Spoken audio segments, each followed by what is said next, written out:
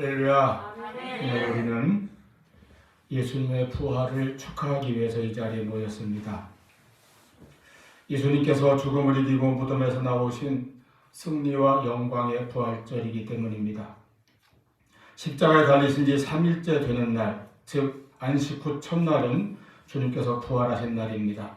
1절에 보면 안식일이 다 지나고 안식 후 첫날이 되려는 새벽에 이렇게 시작하고 있습니다.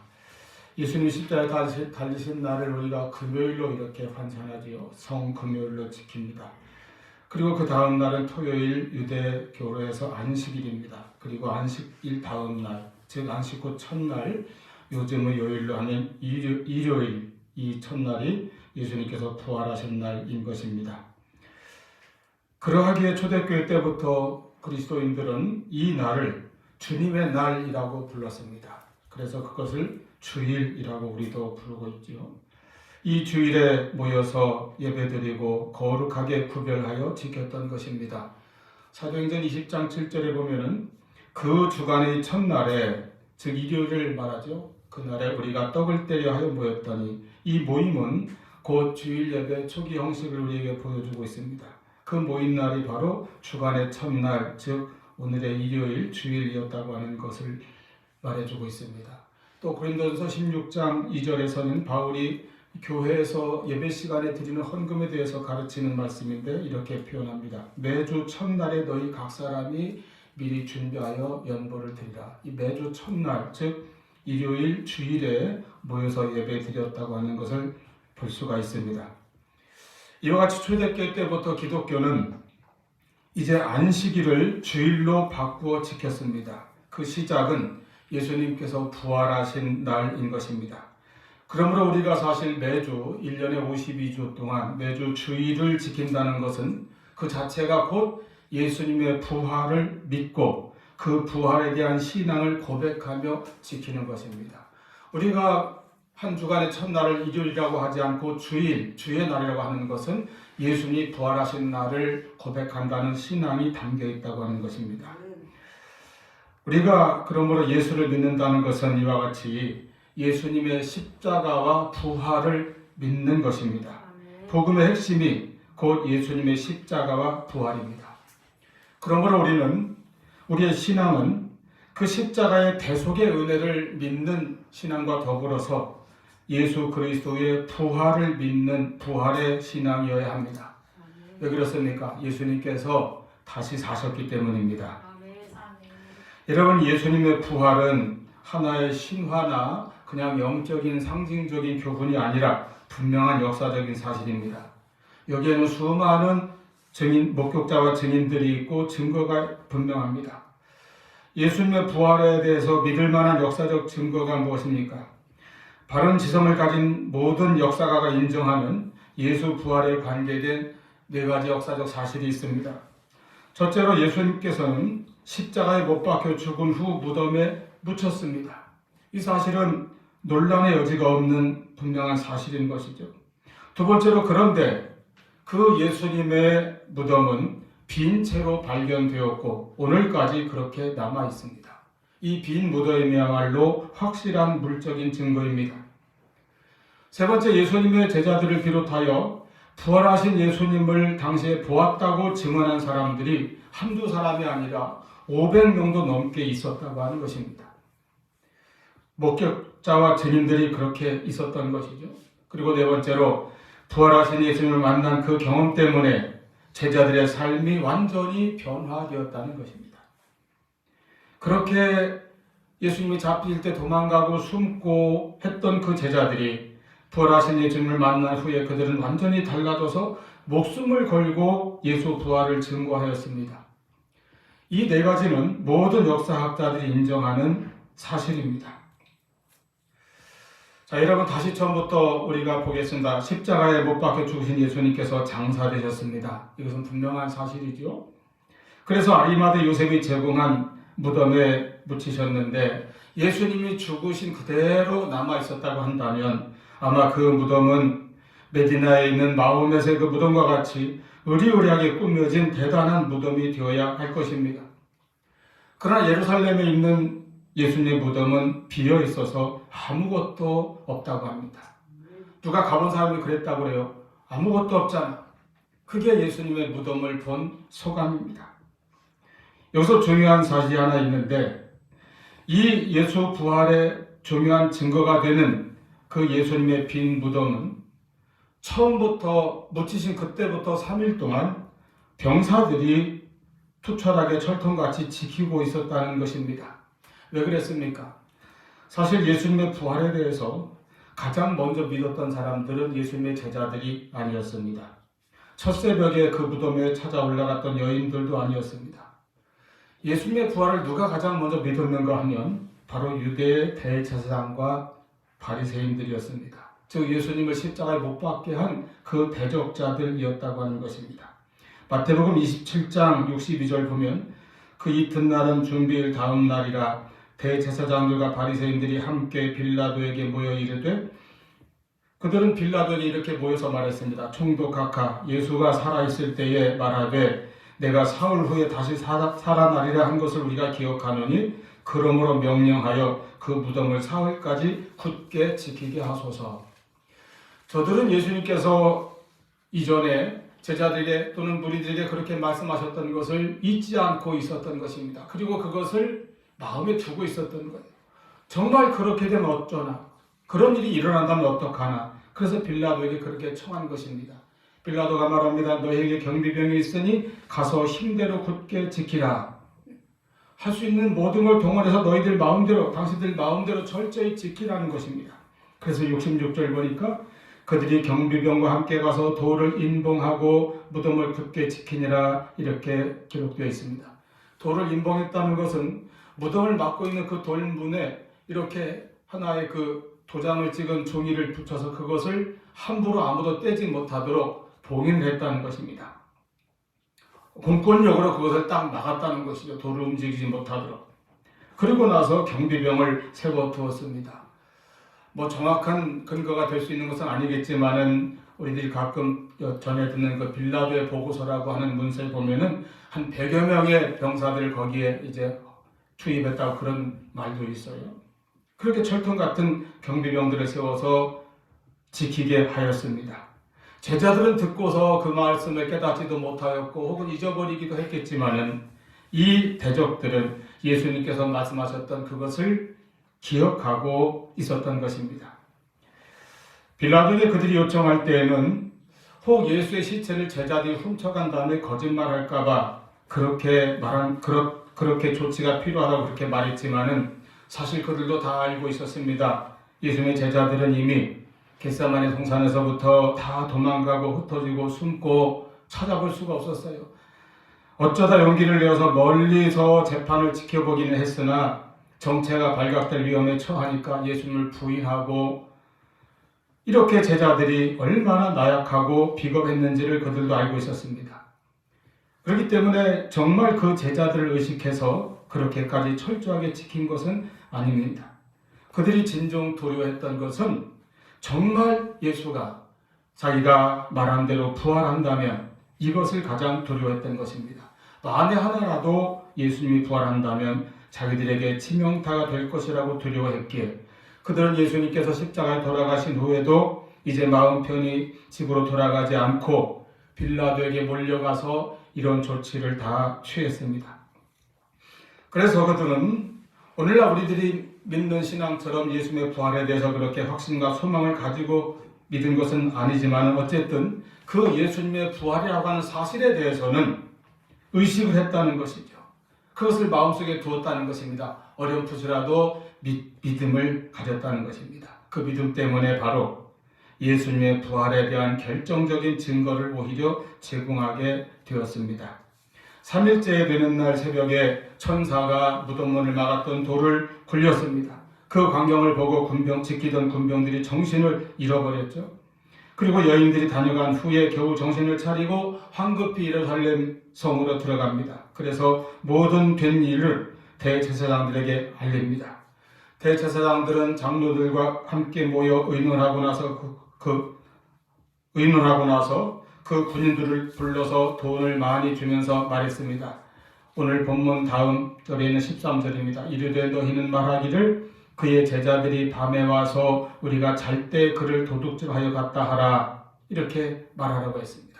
그래서 15절에 보니까 군인들이 돈을 받고 가르친 대로 하였으니 이 말이 오늘날까지 유대인 가운데 두루 퍼지니라. 마태는 이렇게 기록하고 있습니다.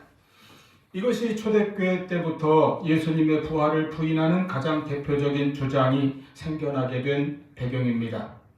즉 예수의 제자들이 시체를 숨기고 거짓말을 했다는 것입니다. 다시 말해서 예수 부활은 제자들과 그리스도인들이 벌이는 사기극이다라고 하는 것이죠.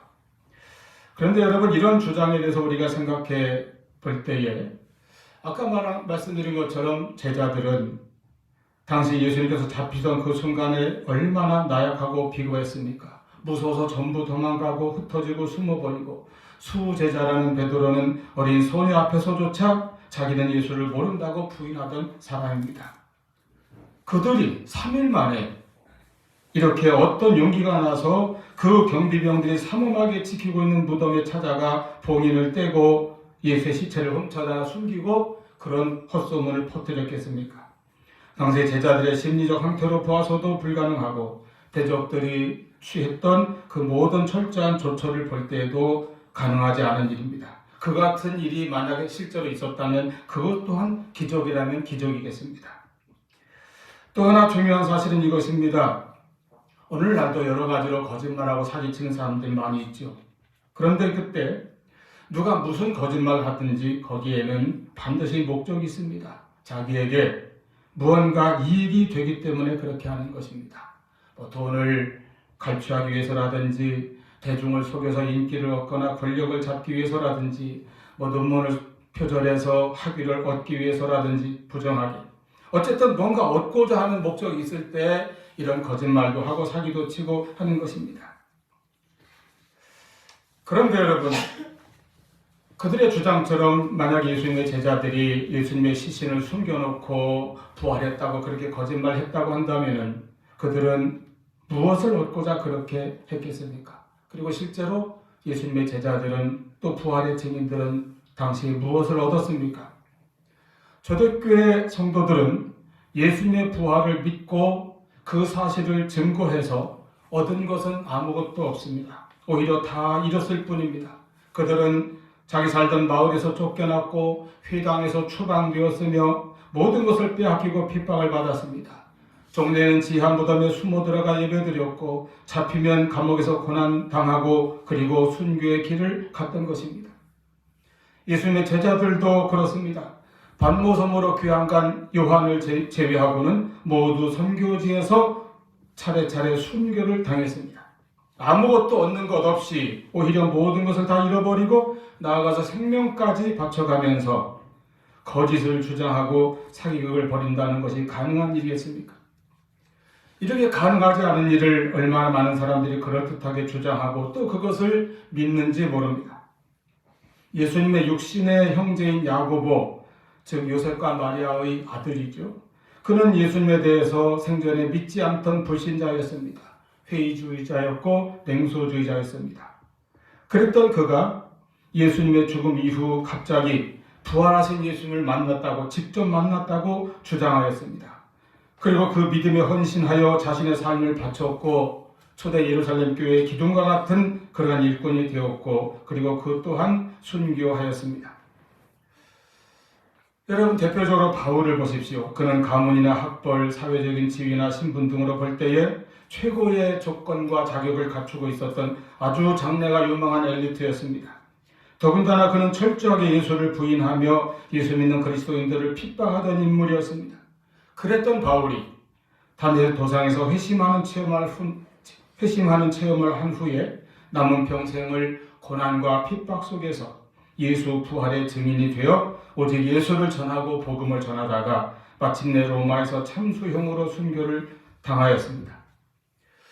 여러분, 예수님의 부활이 상징이거나 또는 허위였다면 절대로 일어날 수 없는 이러한 변화와 회심을 우리가 많은 사람들에게서 볼 수 있습니다. 사람들은 누구나 거짓말을 할 수 있습니다. 그러나 그 거짓말이 자기에게 이익이 될 때나 하는 것이지 그 거짓을 위해서 모든 것을 포기하고 거짓을 위해서 목숨까지 버릴 사람은 아무도 없습니다. 오늘 이렇게 제가 예수님의 역사적인 부활의 역사적인 사실을 먼저 강조하는 이유는 만약에 이 부활의 신앙에서 이 예수님의 실제적인 부활 사건은 빼버리고 단지 거기에 어떤 상징적인 의미만을 내세운다고 한다면 부활은 무슨 정의의 승리다, 진리의 승리다, 사랑의 승리다 어떤 의미만을 부여하고 만다면 기독교는 윤리도덕적인 종교는 될 수 있을지언정 구원의 종교는 되지 못하기 때문입니다. 고린도전서 15장 17절 말씀에 만일 그리스도께서 다시 살아나신 일이 없으면 너희 믿음도 헛되고 너희가 여전히 죄 가운데 있을 것이요 하였습니다. 예수님의 부활이 있기에 우리의 믿음도 참되고 우리의 구원도 이루어진 것을 믿으시기를 바랍니다. 로마서 4장 25절 말씀 예수는 우리가 범죄한 것 때문에 내어줌이 되고 우리의 죄 때문에 십자가에 주님이 자신을 내어주셨다는 것입니다. 그리고 그 다음 또한 우리를 의롭다 하시기 위하여 살아나셨느니라. 예수님은 우리의 죄를 대속하시려고 십자가에 죽음을 당하신 다음에 3일 만에 부활하심으로써 우리를 의롭다 하시고 우리의 온전한 구원을 이루신 것입니다. 이와 같은 부활의 진리를 알게 된 후에 사도 바울은 고린도전서 15장 18절 말씀에 기록하기를 자기 자신을 향해서 나는 만삭되지 못하여 난 자와 같은 나다. 예수님의 부활의 정의들을 쭉 소개합니다. 게바에게, 야고보에게, 12제자에게, 500의 형제에게 예수님이 부활하신 모습을 나타내 보이셨고 맨 마지막에는 나에게 보이셨는데 그렇게 표현하죠. 만삭되지 못하여 난 자 같은 나에게도 보이셨느니라. 왜 바울과 같이 가문이나 학식으로 볼 때나 사회적 지위나 모든 면에 뛰어났던 사람이 자기 스스로에게 이런 말을 하였습니까? 바울이 그렇게 열등감이 있고 자존감이 낮은 사람이었기 때문입니까? 당대의 지식인이고 세상의 모든 것을 다 알고 있었어도 예수 그리스도의 부활의 진리를 모르고 살았을 때에는 자기가 만삭되어 나지 못했던 것처럼 그렇게 한창 어리석고 모자랐다는 것입니다. 그런 고백입니다. 예수님의 십자가와 부활의 진리를 모르면 인생의 가장 근본적인 문제를 알지 못하고 그리고 우리의 영혼의 문제, 구원의 문제, 영생의 문제를 풀지 못합니다. 구원을 모르고 영생을 모르고 살다가 이 땅에서 그냥 멸망할 수밖에 없는 삶을 삽니다.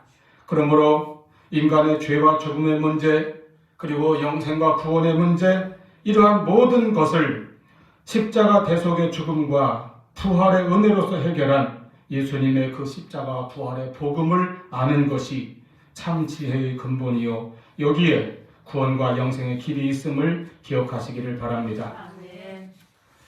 이렇게 예수님은 부활하셨습니다. 아멘. 역사상 이 예수 부활을 부인하는 도전들은 실패해 왔습니다. 예수님의 부활의 증거를 압도하는 그 반대 이론이 이제까지 그 어느 것도 부활의 증거보다 더 확실한 반대가 있지 않았다는 사실을 여러분 알고 계십니까? 그리고 이 사실이 얼마나 중요한지 모릅니다. 이렇게 예수님의 부활이 역사적으로 분명한 사실이라면 여기에 담긴 의미는 무엇입니까? 첫째로 예수님의 부활은 복음의 핵심이 된다고 하는 것입니다. 예수님이 십자가에 못 박히셨으나 다시 살아나셨기 때문에 더 이상 무덤에 계시지 않다고 하는 이 사실이 없다고 한다면 우리가 힘써 선포해야 할 복음은 없을 것입니다. 복음은 다름 아닌 십자가에 못 박히신 그 예수님의 부활, 그것이 바로 복음입니다. 우리가 믿을 복음, 또 우리가 전할 복음은 예수님의 십자가와 부활입니다. 그러므로 예수님의 부활은 온 인류를 위한 복음이요 오늘 저와 여러분을 위한 복음 중에 복음인 것을 깊이 기억하시기를 바랍니다. 할렐루야. 두 번째로 예수님의 부활은 예수님께서 진정 하나님의 아들이시요 그래서 곧 하나님이시요 우리의 구세주, 우리의 참된 왕 되심을 증명해주는 증거입니다. 부활하신 예수님을 최초로 만난 여인들은 예수님께 경배하였습니다. 9절에 보면 예수께서 그들을 만나 이르시되 평안하냐 하시거늘 여자들이 나가 그 발을 붙잡고 경배하니 17절에 보면 11 제자들도 갈릴리에 가서 예수님을 배웠고 경배하였다고 했습니다. 부활하신 주님 앞에 우리가 할 일은 경배인 것입니다. 예수님은 부활하심으로써 우리의 예배와 찬양과 경배를 받으실 분이 되셨습니다. 그러므로 마땅히 부활하신 예수님을 늘 찬양하시기 바랍니다. 살아계신 왕이요 주 되시는 예수 그리스도를 날마다 우리가 경배하고 예배하는 그러한 믿음으로 나아갈 수 있기를 바랍니다. 세 번째로 부활하신 예수님은 오늘 우리와 함께 하시며 우리에게 부활의 믿음과 소망과 평안을 주십니다. 예수님께서는 부활하셔서 제일 먼저 여인들에게 그리고 그 다음에 만난 제자들에게 한결같이 평안을 주셨습니다. 너희에게 평안이 있을지어다. 또는 너희가 평안하냐. 이와 같이 우리도 부활하신 예수님을 믿는 믿음 안에서 참된 평안을 누리는 저와 여러분 되기를 축원합니다. 또 부활신앙은 우리에게 소망을 줍니다. 예수님께서 십자가에서 죽음을 당하셨고 무덤에까지 내려가셨으나 여기까지는 모든 것이 실패요, 패배요, 절망이지요. 그러나 3일 만에 부활하심으로써 주님이 승리하신 것과 같이 우리도 이 땅에서 어떤 고난이나 문제를 당할지라도 어떤 실패나 아픔을 겪을지라도 반드시 일어나 승리할 것을 믿으며 이 소망을 가지고 살아가야 할 것입니다. 부활의 신앙으로 우리는 이 소망을 굳게 붙들 수 있기를 바랍니다. 예수 그리스도의 부활은 가장 믿을 만한 역사적 사실입니다. 이 부활을 목격했던 초대교회 그리스도인들의 고백은 이것이었습니다. 우리가 살아계신 주를 보았노라. 그렇다면 여러분 오늘을 사는 우리들의 고백은 무엇이야 합니까? 예수님은 부활하신 나의 구주이신 나의 삶의 주인이신 그러한 믿음의 고백을 가지고 살아갈 수 있기를 바랍니다. 부활하신 주께서 말씀하셨습니다. 10절에 예수께서 이르시되 무서워하지 말라 가서 내 형제들에게 갈릴리로 가라 하라 거기서 나를 보리라 하시니라. 제자들에게 갈릴리에서 만나자고 그렇게 전해달라고 하셨습니다. 갈릴리에서 부활하신 예수님을 보리라 하십니다. 갈릴리는 대다수 제자들의 고향입니다. 그리고 그들이 처음 예수님을 만났던 곳이기도 합니다. 갈릴리는 우리에게 우리의 삶의 한복판을 의미할 수도 있습니다. 부활하신 예수님은 교회에서만 만나는 것이 아닙니다. 우리는 부활절날 예배 시간에만 믿음을 가지는 것이 아닙니다. 예수 부활을 믿는 신앙, 그래서 부활하신 예수님이 나와 지금도 함께 하신다는 이 믿음은 나의 갈릴리, 우리가 매일매일을 살아가는 우리의 생활 속에 항상 살아있어야 하는 것입니다. 부활하신 예수님은 물론 교회에서 나와 함께 하십니다. 그러나 집에서도 나와 함께 하십니다. 직장에서도 학교에서도 세상 어디에서도 주님은 늘 나와 함께 하십니다. 그러므로 부활하신 예수님, 살아계신 예수님과 늘 함께하는 삶을 살아가시기 바랍니다. 수학은 계산을 통해서 답을 얻고 과학은 실험을 통해서 결론을 얻는다고 합니다. 음악은 귀로 들음으로써, 미술은 눈으로 바라봄으로써 예술이 주는 아름다움과 감격을 얻습니다. 그렇다면 부활하신 예수님이 주시는 영원한 생명, 그 능력, 그 평안과 그 소망은 어떻게 우리가 얻을 수 있습니까? 믿음을 통해서 얻는 것입니다. 예수님께서 분명히 부활하셨다고 하는 이 역사적 사실을 믿고 그 예수님의 부활이 우리에게 복음이 된다는 사실을 믿으며 그 부활하신 예수님이 늘 나와 함께 하신다는 그 사실을 믿는 믿음으로 우리는 부활의 능력과 그 부활이 주는 축복을 누릴 수 있습니다. 그러므로 부활절은 1년에 한 번 기념일처럼 지키고 넘어가는 날이 아닙니다. 하루 혹은 한 주 정도 지키고 까맣게 잊어버리는 날이 아닙니다. 예수님의 부활은 날마다 나와 함께하는 내 마음속에 살아있고 그래서 능력과 소망을 주는 산 믿음이어야 합니다. 그 부활의 신앙으로 참된 평안을 얻으며 날마다 승리하며 확실한 소망을 붙들고 나아가는 저와 여러분 될 수 있기를 축원합니다. 기도하시겠습니다.